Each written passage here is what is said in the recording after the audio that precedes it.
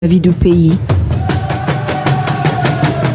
Le magazine Humura Burundi est diffusé sur le web via le site de la RPA www.rpa.bi. Humura Burundi.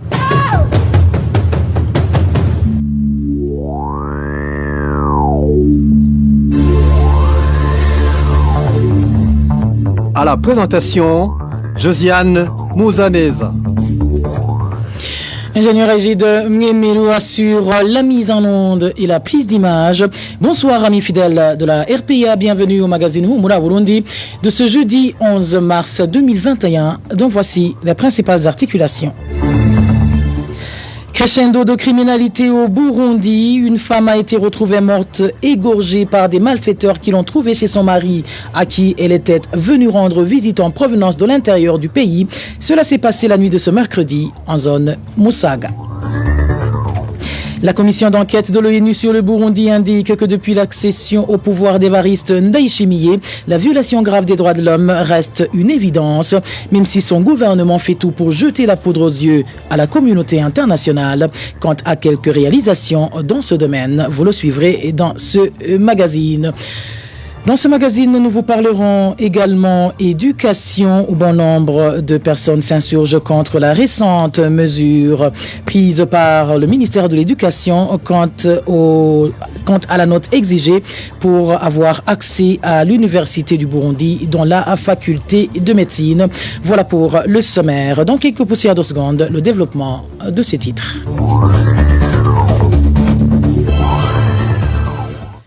Encore une fois, bienvenue. Sécurité pour commencer. Meurtre d'une femme ce mercredi au quartier Kamesa, zone Musaga de la commune Muha.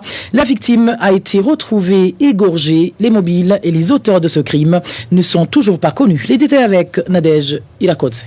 Béatrice Berahino, c'est le nom de cette femme retrouvée égorgée dans le quartier Kamesa. Selon sa famille, Béatrice Berahino était âgée de 50 ans et était enseignante à l'école primaire de Buruhukiro en province Muramvya et s'était rendue à Bujumbura pour se faire soigner et elle avait été opérée de goitre. Ces informations indiquent également qu'elle habitait dans le quartier Kamesa, dans la maison de son mari, nommé Cyril Manirakiza, un militaire ex-FAB en retraite, une maison dans laquelle elle a été retrouvée assassinée. Même si Cyril Manirakiza a dit qu'il avait quitté sa femme étant en vie, la famille de la victime, elle, fait savoir que les deux époux ne vivaient pas en bons termes depuis un certain temps et qu'elle a été étonnée de voir le frère de Cyril Manirakiza, qui s'appelle Thierry Bizindavzi, qui est officier de la police, amener sans tarder les policiers sur le lieu du crime afin de constater les faits, et ces agents ont ensuite emmené le corps de la victime à la morgue sans avoir attendu les membres de la famille de la victime. Malgré qu'une personne a été arrêtée pour des raisons d'enquête, cette famille demande surtout que des enquêtes puissent être amorcées à partir de l'époux de la victime, car d'après elle, c'est lui qui l'a vu pour la dernière fois ce jour-là. Le motif de ce crime ainsi que les auteurs de ce crime ne sont pas encore connus.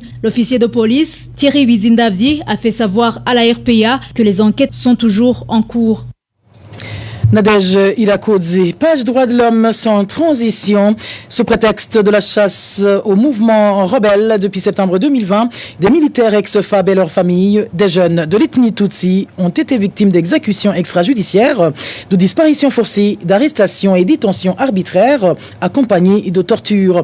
Voilà quelques-unes des violations graves de droits de l'homme soulevées par Doudou Diène, président de la commission d'enquête de l'ONU sur le Burundi cet après-midi, lors du dialogue interactif en marge de la 46e session de la Commission des droits de l'homme. Jean-Vénine Nahazgwe a suivi ce dialogue tenu à Genève, mais surtout à travers la vidéoconférence, son reportage.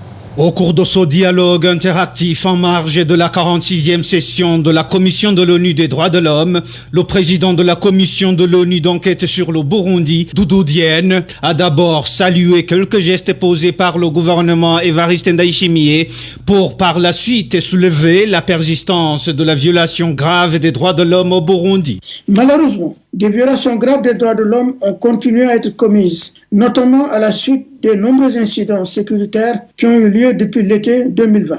Cette situation a eu pour effet d'accroître la chasse aux rebelles, principalement dans les zones où les attaques ont eu lieu et dans les provinces frontalières. La répression visant les personnes soupçonnées de faire partie ou de soutenir les groupes armés s'est donc renforcée et se fait généralement sur la base d'un profilage ethnique et ou politique. En conséquence, depuis septembre 2020, des militaires ex-FAPS ainsi que des membres de leur famille, des jeunes souvent d'origine Tutsi et des membres des partis d'opposition ont été victimes d'exécutions extrajudiciaires, de disparitions forcées, d'arrestations et de détentions arbitraires, souvent accompagnées de tortures. Des agents du service national de renseignement, CNR, parfois appuyés d'Imbonora Kouré, ont été identifiés comme les auteurs principaux. Gitega, quant à lui, ne relâche dans iota à s'insurger contre cette commission et ses rapports. Taboumane Rakiza, ambassadeur du Burundi à Genève. Le Burundi réitère sa ferme opposition aux allégations mensongères politiquement orientées formulées à son encontre en violation de la Charte des Nations Unies en ce qui est de l'obligation de non-ingérence dans les affaires intérieures des États. L'Union européenne, elle, déplore la peine à perpétuité prononcée à l'endroit de 34 citoyens burundais, dont des journalistes et défenseurs des droits humains. L'Union européenne note avec satisfaction la libération de 4 journalistes du groupe Iwaku, ainsi que la réadmission de la radio Bonesha FM. Elle note la grâce présidentielle décrétée le 5 mars. Ces mesures doivent être suivies d'autres. L'Union européenne est préoccupée par la persistance de restrictions des libertés fondamentales et de l'espace démocratique, illustrée récemment par la condamnation in absentia de 34 individus à une peine de prison à perpétuité. De la part des défenseurs des droits de l'homme, Maître Armel Niongere du Centre pour les droits civils et politiques met en exergue la promotion des auteurs de violations de droits de l'homme au Burundi. De nombreuses violations des droits humains demeurent impunies et certains auteurs sont même promis à des fonctions supérieures. La situation des Français des droits humains, des journalistes et de l'opposition reste très inquiétante, se traduisant par des persécutions et décisions judiciaires arbitraires afin de les faire taire pour de bon. Il va sans dire que parmi les défenseurs des droits de l'homme qui sont intervenus figuraient 4 Burundais, dont une femme. Merci à toi, Janvier. Nina Hasgue, droits de l'homme toujours. Le ministère de l'Intérieur et de la Sécurité publique reconnaît pour la première fois l'implication de certains agents de l'ordre et cadres du gouvernement dans le trafic humain qui sévit au Burundi. Dans un point de presse animé ce jeudi, le porte-parole du dit ministère a fait savoir que quelques membres de ce réseau de trafiquants ont déjà été arrêtés et promet de poursuivre cette traque jusqu'au démantèlement de tout le réseau. Suivez Pierre Moulikié, porte-parole du ministère de l'Intérieur et de la Sécurité publique. Récemment, en date du 2 mars, la police a appréhendé ici à mairie de Bujumbura, à l'aéroport international Melchior Ndadaye de Bujumbura, un certain BPP de Ndaïve Gracien, brigadier de police, qui escortait 3 femmes victimes du trafic des êtres humains. Ce brigadier de police qui preste normalement au sein du commissariat général des migrations à la frontière Kanyaruho. C'est à la frontière dite Kanyaruho entre le Burundi et le Rwanda. Il a escorté ses victimes pour qu'ils puissent prendre l'avion et aller dans les pays arabes. Ils ont été appréhendés et tout le circuit va être démasqué et toutes les personnes impliquées vont être appréhendées. Le premier message par rapport à ces 3 cas, c'est que le combat contre le trafic des êtres humains et tous les autres crimes continue ici au Burundi. Nous rappelons que dans les années 2016, la police nationale du Burundi avait démantelé plus de 11 sociétés qui étaient impliquées dans ce trafic des êtres humains. Mais comme le crime est lucratif, le constat est qu'il continue à le faire. Mais ce qui est bon, c'est que la police est déterminée pour pouvoir en découdre définitivement avec cette pratique. C'est un crime qui est commis en réseau par différentes personnes, burundais et étrangers. Et ce qui est bon encore, c'est que même la lutte se fait en réseau. C'est pourquoi des victimes burundaises sont appréhendées dans les autres pays et remises au Burundi. Et par rapport aux auteurs présumés de ce crime, s'ils ne comprennent pas encore, on va les appréhender, qui qu'ils soient, parce que je vous dis que l'enquête va être approfondie pour voir toutes les personnes qui sont impliquées, qui qu'elles soient, elle va être appréhendée et traduite devant la justice.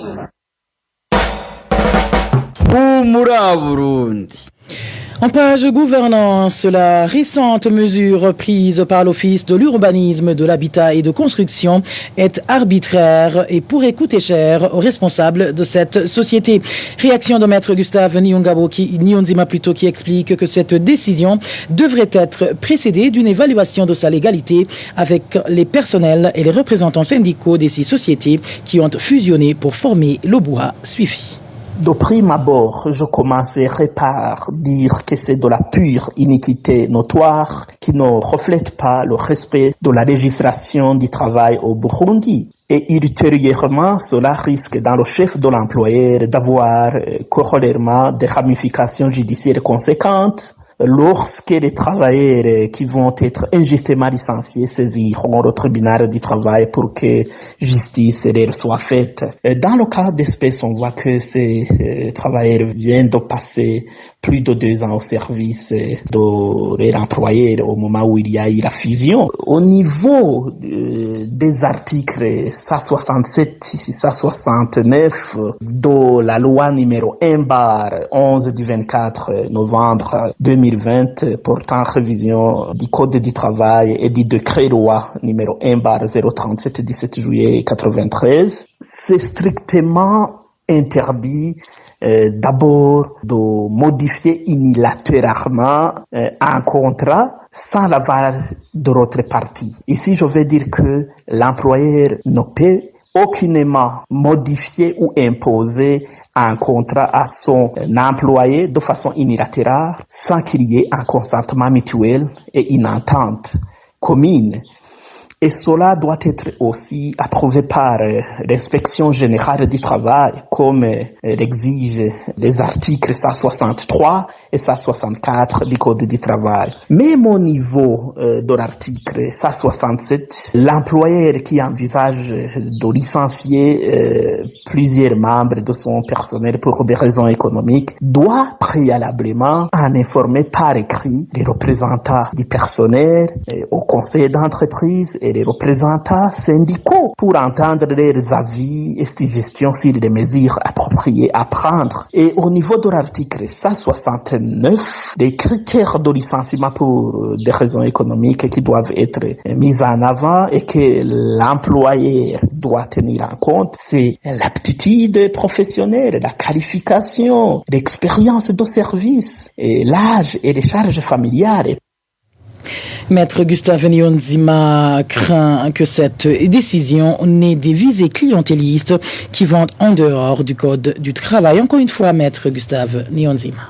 C'est un dossier qui risque d'avoir beaucoup de remous dans les jours à venir lorsque les travailleurs injustement licenciés saisiront les instances habilitées. Et quand bien même ces travailleurs seraient considérés comme journaliers ou temporaires en vertu du décret loi numéro 1/04 du 19 février 80, il y a la perte de la qualité de travailleurs journaliers ou temporaires lorsque ces travailleurs effectuent un travail auprès de leur employeur pendant 3 mois sur une échelle d'une année. On voit que les licenciements qui vont être envisagés ne reflètent pas la loi. Peut-être ont des mobiles politiques pour placer certains membres du parti au pouvoir ou les leurs dans ces postes.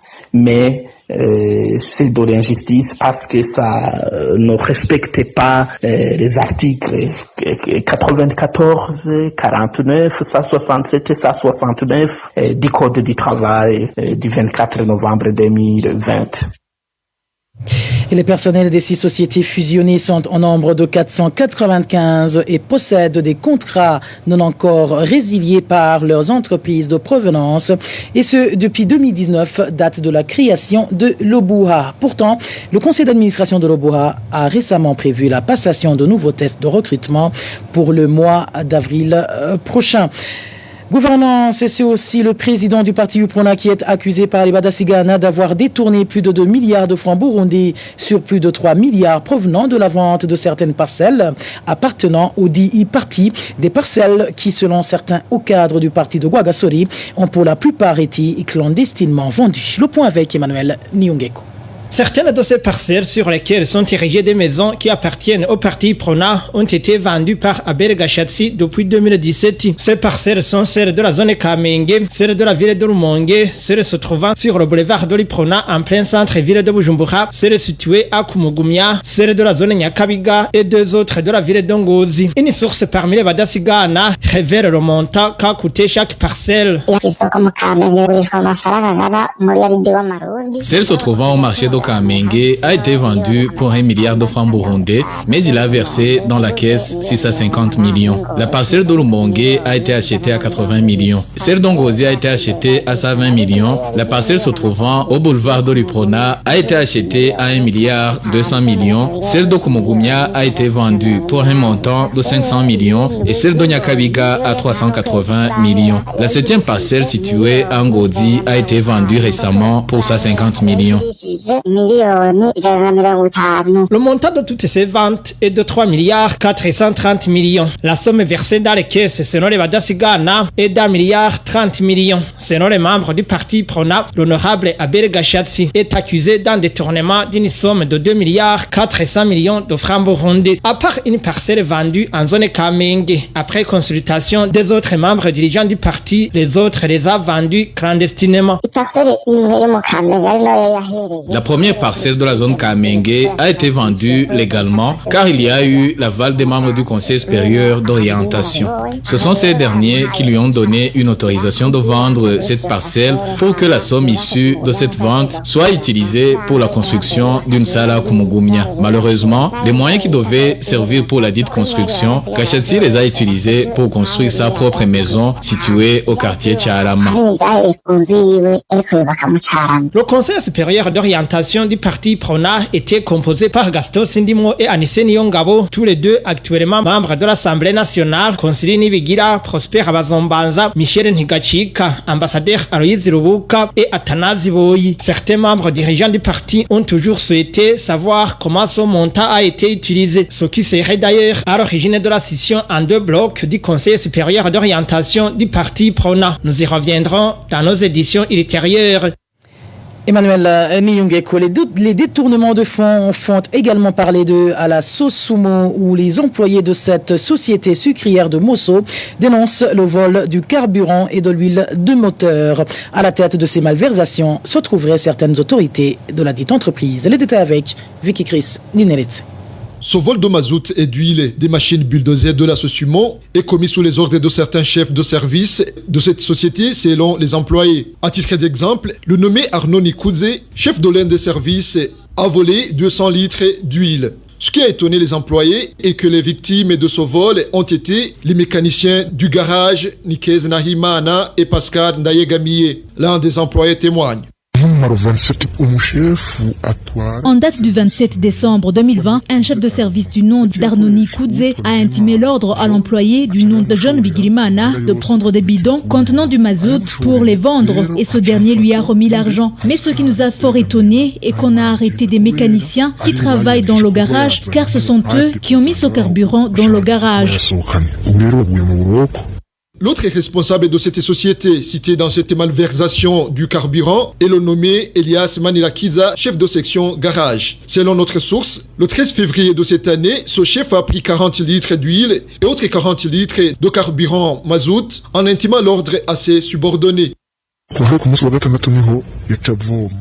C'était samedi lorsqu'un chef nommé Elias Manilakiza a pris 2 bidons de 40 litres d'huile et 2 autres bidons de 40 litres également du carburant. Il les a déposés à l'extérieur de la société pour les vendre. Il a utilisé un certain Josué et Gilbert Nahimana.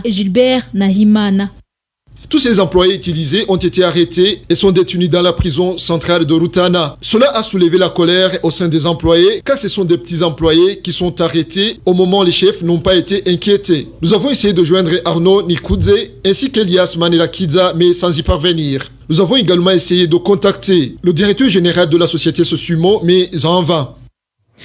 Merci à toi Vicky Chris Ninelitz. C'est une courte pause et nous abordons la page éducation de ce magazine. Le ministère de l'Éducation et de la Recherche scientifique a récemment rendu publique la note exigée pour fréquenter la faculté de médecine à l'Université du Burundi. Il s'agit de 62% pour ceux qui ont fréquenté les écoles d'excellence et 70% pour ceux qui ont fréquenté les autres écoles. Une décision jugée d'injuste et de non fondée, du moins ce sont du moins les quelques qualifications que certains pédagogues donnent à cette récente mesure. concernant les conditions d'éligibilité pour intégrer la faculté de médecine. Pour le professeur Charles Nditije, il est incompréhensible que les élèves ayant étudié dans de bonnes conditions soient les plus favorisés. Suivez. Cette décision est de prendre un pourcentage différent. Les élèves proviennent des écoles d'excellence par rapport aux élèves qui proviennent des autres écoles. C'est une mesure pour moi qui est illogique, qui est injuste, parce que premièrement, les élèves en général qui fréquentent ces écoles d'excellence, ce sont généralement des enfants, des responsables, et ce sont des élèves qui étudient dans des conditions plus favorables par rapport à la qualification des enseignants, par rapport aux équipements didactiques, les livres, etc. Donc ce sont eux qui devraient normalement bénéficier d'un pourcentage plus élevé par rapport aux autres élèves qui fréquentent les écoles ordinaires, si je puis le dire ainsi, parce que ces élèves-là, ce sont généralement des enfants, des pauvres paysans qui font de longues distances. Les enseignants ne sont pas toujours qualifiés, les livres, les équipements, classes ne sont pas toujours de bonne qualité. Cela donc devrait plutôt être privilégié. Il fallait faire une distinction. On devrait plutôt exiger un pourcentage moins élevé par rapport à cette première catégorie. Normalement, quand on veut privilégier une faculté qui exige des compétences particulières, comme la médecine par exemple, on devrait normalement organiser tests en fonction des places disponibles dans la faculté de médecine. Et alors, les meilleurs devraient être retenus sur base de ce concours. Sinon, le reste, je dirais que c'est purement et simplement du bricolage. Ça n'a aucun sens, ça ne répond à aucune logique, ni pédagogique, ni juridique. Et à propos de ces remarques et lamentations, la rédaction de la RPA a essayé de joindre Gaspard Wanyangimbona, ministre de l'Éducation et de la Recherche scientifique, mais son téléphone sonnait sans que personne ne décroche. Et toujours au chapitre de décisions hâtives et non pensées, les cultivateurs de maïs de la commune de Lugombo en province Chibitoke grognent suite à la récente mesure du gouvernement leur interdisant de vendre leur récolte aux particuliers. Pour le moment, ils craignent que cette décision leur fasse enregistrer de lourdes pertes, surtout qu'ils n'ont nulle part où stocker leur production. Le point avec Walter Quizera. Le décret présidentiel portant modalité des productions agricoles et du contrat est sorti le 18 janvier 2021. Mais près de 2 mois après, aucune mesure accompagnatrice n'a été prise, à la grande désolation des cultivateurs du maïs qui regrettent que leur production commence à pourrir faute de hangars de stockage appropriés. Certains cultivateurs de la commune de Rugombo témoignent.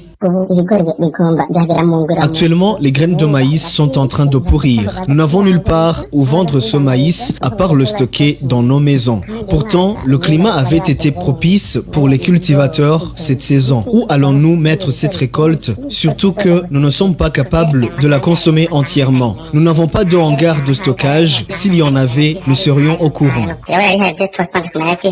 L'administration locale partage ces inquiétudes de la population. Gilbert Manirakiza, administrateur de la commune Rugombo, soulève le problème du manque de greniers. C'était dans une interview accordée à nos confrères de la télévision Mashariki. À vrai dire, la récolte a été tellement satisfaisante cette saison dans la commune Rugombo. Mais nous avons un problème car même si les habitants ont eu de bonnes récoltes, ils n'ont pas de hangar où ils peuvent stocker leur production. Nous demandons au gouvernement et à tous ceux qui en sont capables de nous aider à trouver des hangars de stockage. Indignés par cette situation, les habitants de cette commune demandent au gouvernement de bien penser ces décisions avant de les appliquer car, au bout du compte, c'est le petit peuple qui en est toujours victime. C'est incompréhensible. Le gouvernement ne peut pas interdire aux habitants de vendre leur production agricole à ceux qui ont le pouvoir d'achat alors qu'il n'a pas de moyens pour acheter cette récolte. Donc, si le gouvernement voulait vraiment acheter cette récolte à la population, il faudrait qu'il se prépare à l'avance en construisant des hangars pour que chaque habitant sache où il va acheminer sa production. La commune Rugombo possède une seule maison qui sert de grenier et ce dernier a été construit par l'association ZOA. Selon nos sources, les seuls qui ont accès sont les membres de quelques associations de la place qui stockent leurs récoltes de riz et de maïs. Merci à toi, Walter Kwizera. C'est sur ce reportage que nous mettons un point final au magazine Humura Burundi de ce jeudi 11 mars 2021. Merci à vous tous qui nous avez tenu compagnie. Merci à toute l'équipe rédactionnelle qui m'a aidé à collecter toutes ces informations. Sans oublier ingénieur Régide Mgemiro qui assurait la mise en onde et qui était à la prise d'image. À la présentation de ce magazine, vous étiez avec Josiane Mouzaneza. Excellente soirée chez vous.